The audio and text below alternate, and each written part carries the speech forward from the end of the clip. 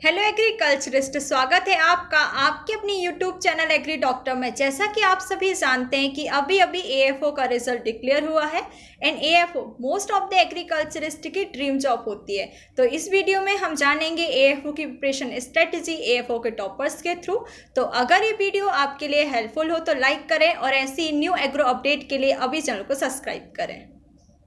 Welcome to Agri Doctor YouTube channel, sir. I am fortunate to have your interview. Firstly, I want to congratulate you, sir, for landing in your dream job. Thank you Ruchi. Sir, सबसे पहले हम आपके बारे में जानना चाहेंगे। मेरा नाम प्रमोद यास है।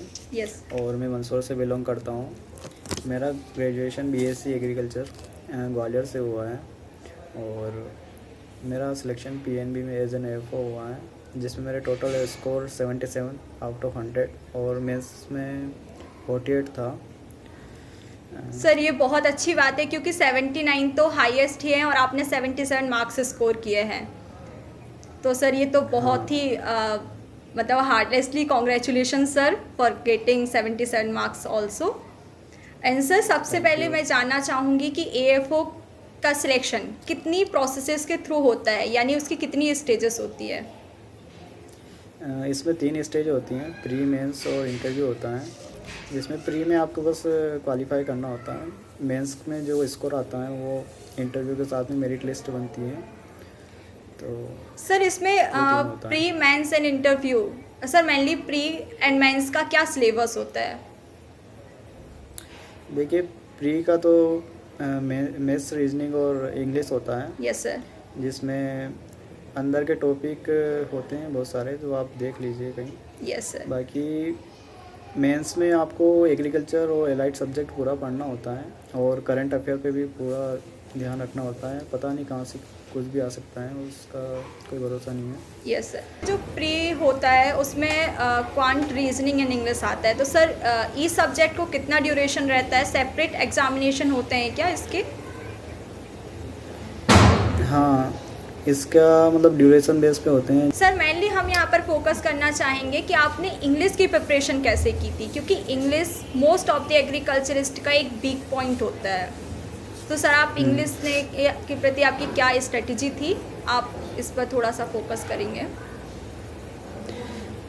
इंग्लिश के लिए तो मैं यही बताना चाहूँगा कि यदि आप एक हिंदी मीडियम के स्टूडेंट हैं तो आपको अभी से पढ़ना चालू करना चाहिए, क्योंकि यदि कोई इंग्लिश मीडियम वाला है या कोई सीबीएसई वाला है तो उसको दिक्कत नहीं आती थी। Yes sir. बाकी यदि आप हिंदी मीडियम से हैं तो आपको अभी अच्छे से ग्रामर और रीडिंग कॉम्प्रिहेंशन दोनों पे ध्यान देना चाहिए। मेनली ग्रामर में कुछ नहीं, कुछ इजी टॉपिक होते हैं, उन पे अच्छे से ध्यान दो तो आप नंबर ला सकते हो अच्छे भी। जैसे वर्ड स्वैप हुआ, yes sir. Match the column हुआ, yes sir. Fill in the blanks या क्लोज टेस्ट हुआ। यस। और यही है। बाकी आप यदि आपको रीडिंग कॉम्प्रिहेंसिव में कोई दिक्कत नहीं है तो इजीली हो जाता है, कोई दिक्कत नहीं। Yes sir. सर, मेंस में आपने किस सब्जेक्ट पर ज़्यादा फोकस किया था and agriculture and right sector पर आपने कितना ध्यान दिया था? मेंस में आप ऐसा कुछ बोल नहीं सकते कि कौन से सब्जेक्ट पे आपको फोकस करना है, क्योंकि कोई भरोसा नहीं है, कहीं से भी कुछ आ सकता है। Yes sir. तो आपको पूरा ही पढ़ना पड़ता है और बार बार पढ़ना पड़ता है मेरे हिसाब से तो। Yes sir. और एलाइड सब्जेक्ट भी इक्वली पढ़ना पड़ता है, क्योंकि इस बार काफ़ी क्वेश्चन एलाइड सब्जेक्ट्स थे, तो I think. Yes sir. Sir, आपने पहले प्री की तैयारी की थी देन मेंस, या फिर आपने प्री और मेंस दोनों की एक साथ ही तैयारी स्टार्ट की थी? क्योंकि मेरा ये सेकंड अटेम्प्ट था। Yes, sir. तो मैंने प्री में मैं सिर्फ इंग्लिश पे ज़्यादा फोकस किया था शुरू से ही। Yes, जब से मार्च अप्रैल के बाद से ही। तो यदि आप बिगनर्स हैं तो आपको प्री और मेंस दोनों साथ में लेके चलना चाहिए। Yes, sir. क्योंकि यदि प्री में नहीं हुआ तो फिर मेंस का कुछ काम नहीं है, और प्री में हो गया और मेंस की तैयारी नहीं है तो फिर भी कुछ काम का नहीं होगा। Yes sir. तो अब यदि बिगनर्स हैं, यदि आप तैयारी स्टार्ट कर रहे हैं तो प्री और मेंस दोनों का साथ में लेके चलिए। और यदि आपने एक अटेम्प्ट या 2 अटेम्प्ट आपके हो गई हैं, यस सर। या आपको कॉन्फिडेंस है कि आप मैथ्स रीजनिंग अच्छे से कर लेते हैं और इंग्लिश आपकी अच्छी हैं तो कोई दिक्कत नहीं है, आप प्री को लास्ट के 2 या 3 मंथ में भी कर लेंगे तो कोई दिक्कत नहीं है। Yes sir. मेंस पे मेनली ज़्यादा फोकस होना चाहिए, क्योंकि मेंस के यदि स्कोर अच्छा रहेगा आपका तो आपका सिलेक्शन इजीली हो जाएगा यदि प्री में सिलेक्शन हो जाए तो। सर मेनली जो प्री होता है वो क्वालिफाइंग ही होता है और मेंस एंड इंटरव्यू के बेसिस पर ही आपका एएफओ में सिलेक्शन होता है। हाँ बिल्कुल। Yes sir. तो आप ये सजेस्ट करना चाह रहे हैं कि प्री अगर आप क्वालिफाई कर सकते हैं तो आपको अपना फोकस मेंस के साइड पे टेंड करना चाहिए। हाँ, बहुत सारों को अपना पता होता है कि अपना बैकग्राउंड कैसा है तो उस हिसाब से आप तैयारी कर सकते हैं। Yes sir. सर आपने जब स्टार्ट किया था और जब तक आपने अपना इंटरव्यू दिया है, आप कितना ड्यूरेशन अपना स्टडी को आप कितना आवर देते थे डेली? मैं सही बताऊं तो मेरा काम बस पढ़ना ही था और कुछ काम नहीं था। यस सर, वो आपके मार्क्स से शो हो रहा है। हाँ, क्योंकि जब मेरा फर्स्ट अटेम्प्ट में प्री नहीं हुआ था, यस सर। तो उससे पहले भी मैं दूसरे एग्ज़ाम की भी तैयारी कर रहा था, जैसे एमपीए के आरयू की, और बाकी एग्ज़ाम भी निकाली है मैंने। Yes sir. तो उसके बाद फिर वो भी रिजेक्ट हो गया था, Yes. एमपी आरयू भी। Yes sir. तो उसके बाद फिर से मैंने एग्रीकल्चर पे काफ़ी फोकस किया, एग्रीकल्चर के क्वेश्चन काफ़ी अटेम्प्ट किए, बस तो एग्रीकल्चर एक स्ट्रॉन्ग पॉइंट हो गया था। Yes sir. तो फिर कोई दिक्कत नहीं थी, जितना भी टाइम मिलता था दिन में कम से कम 10 से तो ज़्यादा ही पढ़ा है, कि लोग बोलते हैं 6-7 घंटे में कुछ हो जाता है, कुछ नहीं होता मेरे हिसाब से तो। सर एक कंटिन्यूटी भी आपके जो रिज़ल्ट देता है ना, कंटिन्यूटी भी काफ़ी इफ़ेक्टिव होता है। अगर आप कंटिन्यूसली पढ़ रहे हैं तो वो काफ़ी अच्छा रिज़ल्ट आपको देता है। हाँ सही है, आप डेली बेसिस पे यदि आप कंटिन्यू पढ़ रहे हैं, और ऐसा भी होता है कि आपने कोई एग्ज़ाम की तैयारी करी नहीं निकलता है बाई चांस, यस सर। तो आप कुछ महीनों का या कुछ दिनों का गैप ले लेते हैं, जो कि नहीं करना चाहिए। Yes sir. मेरा प्री नहीं हुआ था तो मैंने दूसरे की एग्ज़ाम की तैयारी करी, एनएससी की करी तो एनएससी निकल गया था, फिर आरयू की करी थी उसमें भी निकल गया, और इस बार फिर से आरयू हुआ था तो उसमें भी हो गया था। Yes sir. तो आप मतलब जॉब पे job sir. That's great sir. Sir आप की नोट्स बनाने की स्ट्रेटजी क्या थी? आप कैसे नोट्स बनाना, बुक से पढ़ना?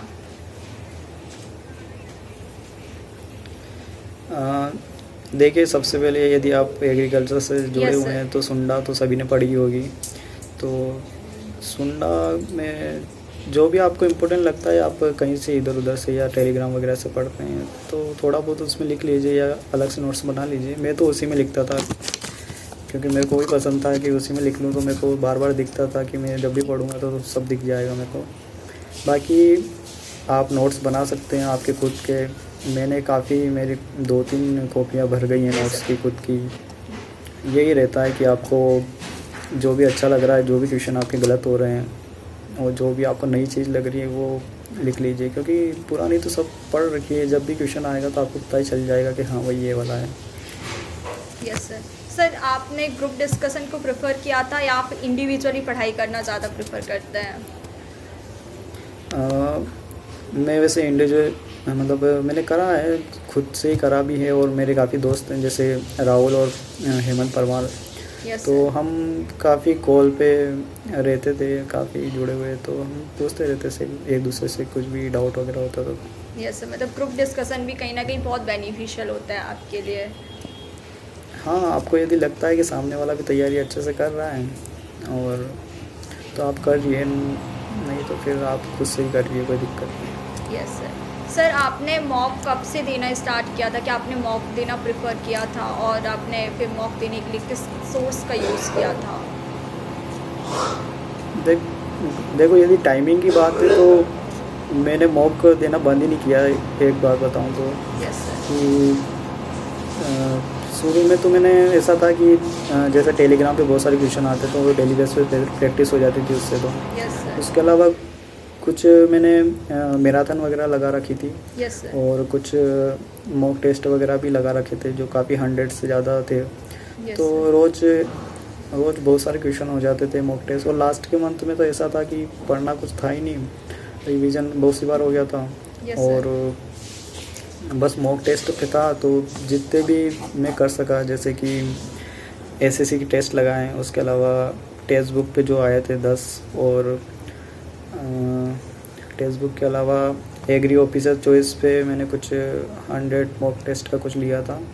Yes sir. और ये मैं बता रहा हूँ कि जो मैंने कह रहा था, मैं किसी का प्रमोट नहीं कर रहा, यस सर। पर ये कि ये कुछ चीज़ें अच्छी हैं। जैसे MFO करके एक टेलीग्राम ग्रुप था, तो उस पर मैंने 0 to Hero बैच ज्वाइन करा था। Yes sir. तो मुझे लगता है कि यही चीज़ें काफ़ी अच्छी रही, मेरे लिए बेनिफिशियल रही हैं। सर तो आपको लगता है कि मॉक टेस्ट लगाना आपके एंड रिजल्ट में काफ़ी बेनिफिशियल रहा है? हाँ, सभी भले आप किसी से भी पूछ लीजिए जिसके अच्छे नंबर हैं, तो एक एग्ज़ाम में जाने के बाद ऐसा ही होता है कि आपको क्वेश्चन पता होता है, लेकिन आप या तो उसको किसी कारण से गलत कर देते हैं, क्योंकि आपने बार बार उस चीज़ को एनालाइज़ नहीं करा होता है कि क्या आंसर हो सकता है इसका। तो आजकल क्या कि क्वेश्चन भी काफ़ी लेंदी आ रहे हैं और काफ़ी ट्रिकी आ रहे हैं, तो थोड़ा होता है कि आप जितनी ज़्यादा प्रैक्टिस करेंगे उतने अच्छा आपका एक्यूरेसी बनी रहेगी। Yes sir. तो आपकी स्ट्रेटजी क्या थी मॉक टेस्ट लगाने के पीछे, कि आप मॉक टेस्ट लगाते थे, देन उसे एनालाइज करते थे कि आपका लैक पॉइंट कहाँ पर है, एंड देन आप उस पर फोकस करते थे? हाँ, यदि आप जैसे 60 क्वेश्चन का होता है, तो 60 क्वेश्चन का दे रहे हैं तो आप पहले उसको दे लीजिए अच्छे से जितना आपको पता होता है। पर ऐसा नहीं है कि आप 60 का 60 ही कर रहे हैं, तो जो आपको पता है एक्यूरेसी के साथ उसको करिए। और उसके बाद भी ऐसा होता है कि आपने एक्यूरेसी के साथ कराए फिर भी गलत हो ही जाते हैं। Yes sir. तो सबसे पहले तो आप उन क्वेश्चन को देखिए जो आपको पता नहीं थे और आपने छोड़े हैं, तो उनको लिख लीजिए और उनका देखिए कि किस टाइप और किस फील्ड से थे वो, तो उसके बारे में पढ़िए थोड़ा बहुत। उसके अलावा ये रहता है कि जैसे आपका क्वेश्चन गलत हुआ है, तो ये देखना चाहिए कि क्यों गलत हुआ, आपने किस प्रकार से सोचा उसमें, और यही रहता है। और सभी में एक चीज़ ये कहना चाहूँगा कि यदि आप अभी से क्वेश्चन प्रैक्टिस कर रहे हैं, तो आपको एक कॉपी बनानी चाहिए जिसमें कि आपके जितने भी क्वेश्चन गलत होते हैं ना, उन सबको लिखना चाहिए आपको। तो एक टाइम ऐसा आएगा कि आपके पास क्वेश्चन ही नहीं बचेंगे कि यार ये वाला क्वेश्चन तो गलत ही नहीं होना, मतलब आपको सारे क्वेश्चन पता चल जाएंगे कि ये गलत हुआ था, ये हुआ था, तो इसका आंसर ये रहेगा। तो कहीं ना कहीं आपको कैसे भी करके आपको सब पता होना ही चाहिए, भले वो आप उसको कैसे भी करें। Yes sir. सर आप कुछ बुक सजेस्ट करना चाहेंगे अपार्ट फ्रॉम नेमराज सुंडा? लाइक क्वांट के लिए रीजनिंग, इंग्लिश आपने कहाँ से पढ़ी, किस बुक को प्रेफर किया?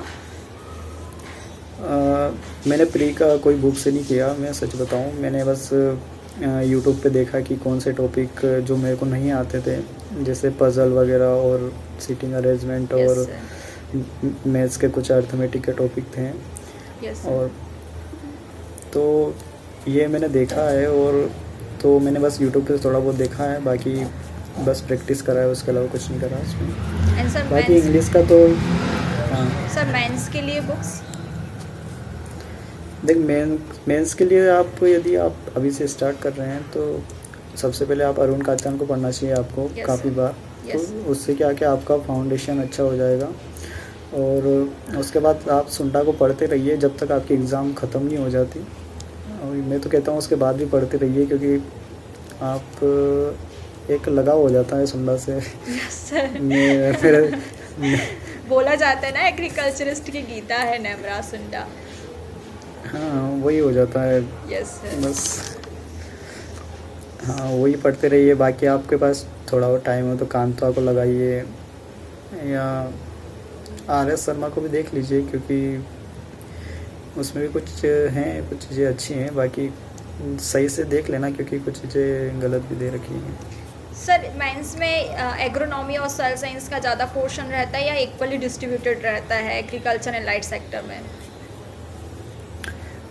एग्रोनॉमी और सोइल साइंस अब ऐसे सब्जेक्ट हो गए ना कि मोस्ट ऑफ द लोग को पता ही होता है, तो ऐसा कुछ पता नहीं चलता है कि एग्रोनॉमी का क्वेश्चन है। Yes sir. लेकिन सोइल साइंस का है, तो यदि आपको एग्रोनॉमी सोइल साइंस आपकी अच्छी है, क्योंकि अच्छी हो ही जाती है, कोई भी बंदा यदि स्टार्ट करता है तो वो सबसे पहले एग्रोनॉमी सोइल साइंस ही पढ़ता है, कोई सी भी बुक से स्टार्ट करता है। यस। वो बाद में जा जाके वो पता नहीं कौन सा टॉपिक छोड़ देता है, पर पढ़ता शुरू में 2-3 वही है। यस। तो सबका अच्छा हो ही जाता है। तो आप एक बार स्टार्ट करिए कि आप सारे टॉपिक अच्छे से पढ़िए, और यही है कि जो भी टॉपिक पढ़ रहे हैं आप पे उस पर क्वेश्चन लगाइए। टेलीग्राम पे सब कुछ मिल जाता है, कोई दिक्कत नहीं है कि आपको कहीं से ख़रीदने की है, ख़रीदना हो तो ख़रीद सकते हैं। लेकिन टेलीग्राम पे सभी चैनल फॉलो कर लीजिए, एग्रीकल्चर के काफ़ी चैनल हैं, उस पर डेली बेसिस पे क्वेश्चन आते ही हैं। वो भले कैसे ही आए, आपको बस अटेम्प्ट करना है, वो देखना है कि गलत हो रहा है कि सही हो रहा है, बस वही मतलब देखिए। टोटली आपको खुद को एनालाइज करना है। हाँ, ये बताने वाला कोई नहीं आएगा आपको कि आपका क्वेश्चन ये गलत हो रहा है तो इसको कैसे सही करना है आगे जाके, और कैसे पढ़ना है, वो तो आपको पता होता है कि मेरा क्वेश्चन ये गलत हो रहा है और मैं इसको सही कर सकता हूँ आगे जाके। सर, जब आप इंटरव्यू में गए थे तो आपसे इंटरव्यू में क्या क्वेश्चन पूछे गए थे, या फिर आपका इंटरव्यू का एक्सपीरियंस कैसा था, वो आप हमारे साथ शेयर करिए। मेरा इंटरव्यू कुछ खास नहीं रहा था जो मेरे को लगा ऐसा, Yes, क्योंकि 6-7 मिनट में कंप्लीट हो गया था, और क्वेश्चन भी ऐसे अजीब से क्वेश्चन पूछे पूरे फाइनेंशियल बारे में। जैसे उन्होंने पूछा था कि एक करंट का टॉपिक चल रहा था LIC IPO करके, Yes, उसके sir. बारे में पूछा था, और कैपिटल इन्फ्लूजन के बारे में पूछा था, और एक क्वेश्चन पडलिंग क्यों करते हैं, इस पे वो सर थोड़ा अड़े ही रहे थे। मैंने जो बताया जितना मेरे को पता था उस पर उन्होंने कहा कि तुम गलत बता रहे हो, तो हाँ मैं समझ गया था कि ये मेरे को मैनिपुलेट कर रहे हैं। तो यही क्वेश्चन थे। बाकी आपका फैमिली बैकग्राउंड के बारे में पूछा था मेरे से शुरू में ही। Yes sir. बस थोड़ी देर ही चला था, बाकी कुछ खास नहीं रहा था, इसलिए नंबर भी कम है इंटरव्यू में। Yes sir. और जो मेरे को पहले से पता था कि कम ही आने वाले हैं इसलिए मेरे को कोई दिक्कत नहीं। सर, इंटरव्यू की तैयारी कैसे करना चाहिए, क्या आपको सजेस्ट करना चाहेंगे इंटरव्यू की प्रिपरेशन के लिए? इंटरव्यू में मुझे लगता है अभी से कोई दिक्कत नहीं है, अभी से कोई करने की ज़रूरत नहीं है। मेंस के बाद देख लेना आप, काफ़ी मॉक टेस्ट मॉक वगैरह आते हैं इंटरव्यू के। यस आप करना चाहें तो कर सकते हैं, वरना कोई दिक्कत नहीं है। मैंने और राहुल ने और जो भी हमारे दोस्तों का हुआ है, हमने खुद से करा था प्रैक्टिस, नहीं लगाया था कहीं से कुछ। Yes sir. वो इंटरव्यू के लिए तो आप एक दूसरे का इंटरव्यू लीजिए। आपके जैसे मैं हॉस्टल में गया था, तो जो मेरे सीनियर थे और मेरे बैचमेट थे, जो भी तैयार जिनका भी मेंस निकला था, इंटरव्यू निकला था, यस सर। इंटरव्यू देने जा रहे थे वो, तो सब हम बैठ के बस एक का इंटरव्यू लेते थे, उनकी गलतियाँ बताते थे, और यही चलता था बस। मतलब यहाँ पे आपके लिए ग्रुप डिस्कशन बहुत बेनिफिशियल रहा। हाँ। Yes sir. सर, लास्ट में मैं आपसे सिर्फ इतना पूछना चाहूँगी कि अभी जो AFO की प्रिपरेशन कर रहे हैं, आप उन्हें क्या एडवाइस देना चाहेंगे, और आप किस ईयर से या किस सेमेस्टर से उनको अपना AFO की प्रिपरेशन स्टार्ट कर देनी चाहिए?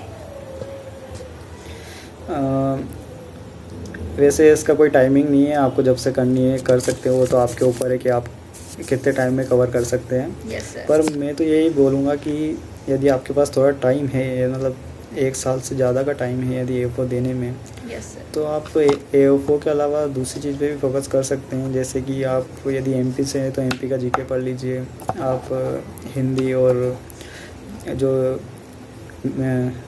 मैथ्स में जो अर्थमेटिक के अलावा जो एंट्री एडवांस आती है वो पढ़ लीजिए, क्योंकि बहुत सारी एग्ज़ाम आती हैं MP में, जैसे कि जैसे RHO और क्वालिटी कंट्रोल और वेयर हाउस वगैरह की।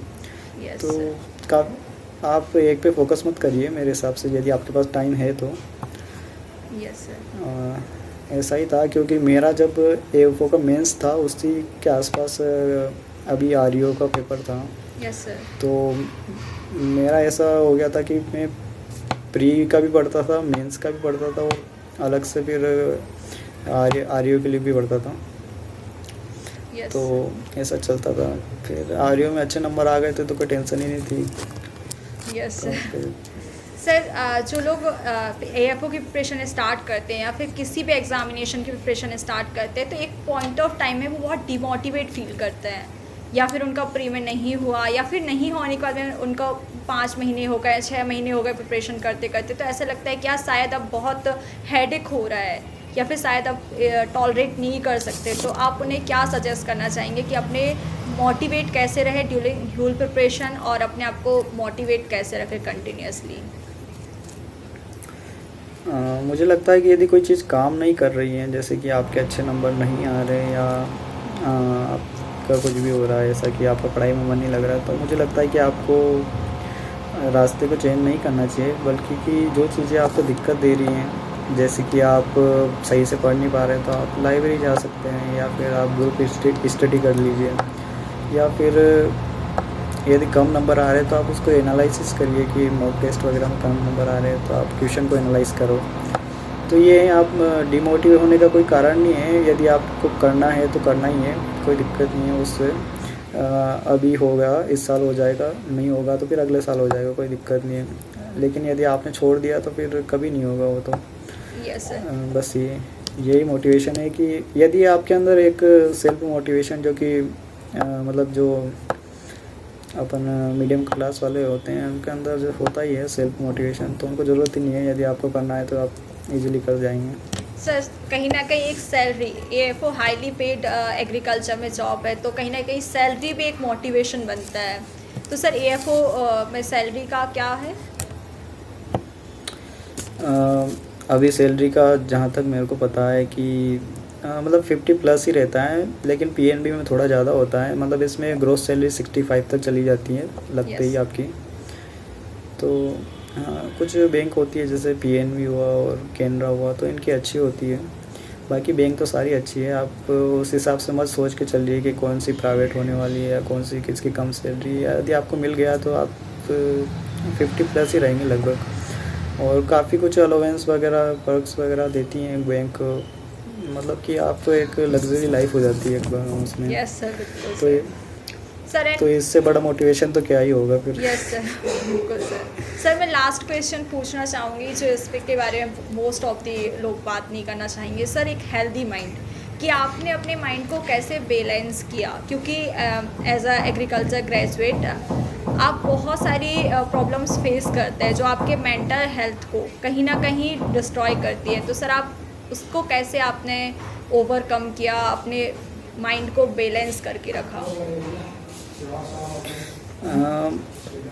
मुझे ये था कि मुझे कभी भी दिक्कत आती थी, या मैं ऐसा थोड़ा भी कभी ऐसा लगता था मेरे को कि यार ये अच्छा नहीं हो रहा, या मेरे को जब भी अच्छा नहीं लगता था मैं अपने दोस्तों को कॉल करता था डायरेक्टली। Yes sir. तो और काफ़ी कुछ एडवाइस देते थे, मैं सीनियर वगैरह भी अच्छे हैं तो मैं उनसे भी एडवाइस ले लेता था।